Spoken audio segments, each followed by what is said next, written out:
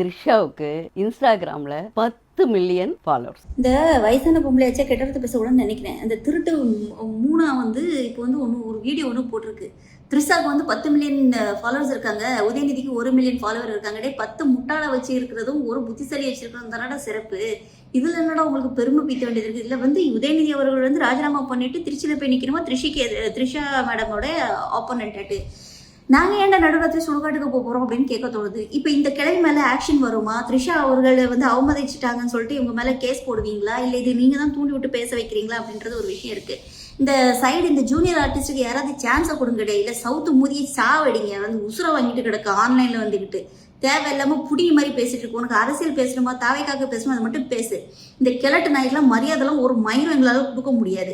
மூடிக்கிட்டு இப்ப வந்து த்ரிஷாவையும் உதயநிதியும் கம்பேர் பண்ணி பேச வேண்டிய அவசியமே இல்லையே. நாங்க யாருமே பேசவே இல்லையே, உங்களால பேசிட்டு இருக்கு. சோத்தை திங்கிதா இந்த சவுத்து மூதி பீய திங்கிதா அப்படின்னு தெரியல கிழட்டு பாடு.